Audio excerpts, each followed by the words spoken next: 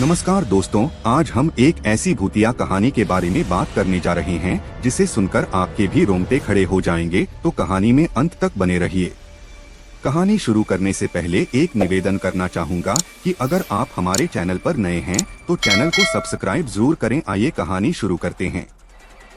पहाड़ों के घने जंगलों के बीच एक पुरानी हवेली थी जिसे लोग भूतिया हवेली कहते थे। गांव वालों का कहना था कि उस हवेली में जो भी जाता है वह कभी वापस नहीं लौटता। इसी डर के कारण हवेली के आसपास भी कोई जाने की हिम्मत नहीं करता था।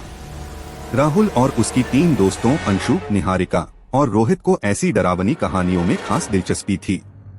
एक दिन एक पुरानी किताब में उन्होंने उस हवेली का जिक्र पाया। किताब में लिखा था कि हवेली के अंदर एक रहस्यमय कमरा है जिसमें एक प्राचीन खजाना छिपा हुआ है। खजाने की कहानी ने उनकी उत्सुकता को और बढ़ा दिया। उन्होंने तय किया कि वे उस हवेली में जाकर सच्चाई का पता लगाएंगे। शाम ढलते ही चारों दोस्त गांव से बाहर निकल पड़े। जंगल के घुमावदार रास्तों पर चलते हुए हवेली की ओर बढ़े। अंधेरा गहराता जा रहा था और चारों के कदमों की आवाज सन्नाटे में गूंज रही थी। जैसे ही वे हवेली के पास पहुंचे, एक ठंडी हवा का झोंका उनके शरीर में सिहरन पैदा कर गया। हवेली की खिड़कियां टूटी हुई थीं और उसके दरवाजे पर बड़ी बड़ी दरारें थीं।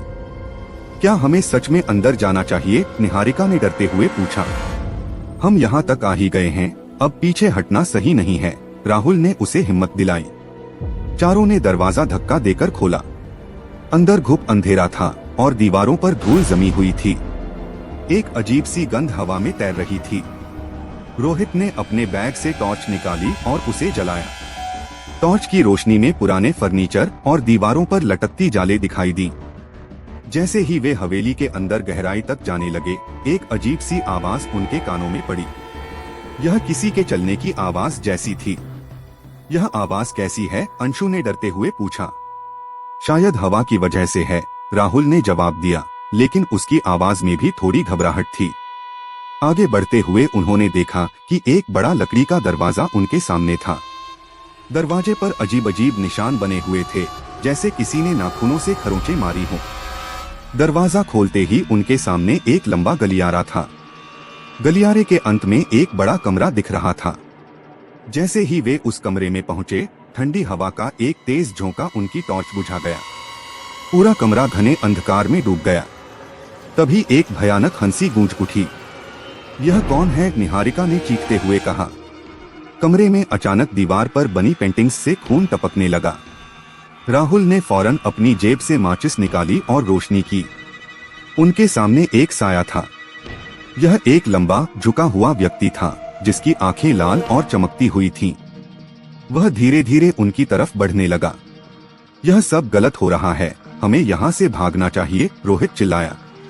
चारों भागने की कोशिश करने लगे, लेकिन जैसे ही उन्होंने दरवाजा खोलने की कोशिश की, दरवाजा अपने आप बंद हो गया। तुमने मेरी नींद क्यों खराब की? वह भूतिया साया गुस्से में चिल्लाया। उसकी आवाज इतनी तेज थी कि उनकी रूह कांप उठी। साया धीरे धीरे पास आ रहा था। तभी निहारिका की नजर कमरे के कोने में रखी एक पुरानी किताब पर पड़ी। उसने किताब उठाई और देखा कि उसमें कुछ मंत्र लिखे हुए थे। शायद ये मंत्र हमारी मदद कर सके, निहारिका ने घबराते हुए कहा। उसने जैसे ही मंत्र पढ़ने शुरू किए, साया चीखने लगा। नहीं, ये मत करो, वह चिल्लाया। मंत्र खत्म होते ही साया हवा में गायब हो गया। दरवाजा अपने आप खुल गया और हवेली की डरावनी आवाजें भी बंद हो गईं। चारों ने बिना पलटकर देखे वहां से भागने में ही भलाई समझी। गांव पहुंचने के बाद उन्होंने फैसला किया कि अब ऐसी जगहों पर कभी नहीं जाएंगे। लेकिन उनके दिलों में उस भूतिया रात की यादें हमेशा डर के साये की तरह बनी रहीं। सीख: हर रहस्य की परतें खतरनाक हो सकती हैं, उन्हें छेड़ने से पहले सोच लेना चाहिए।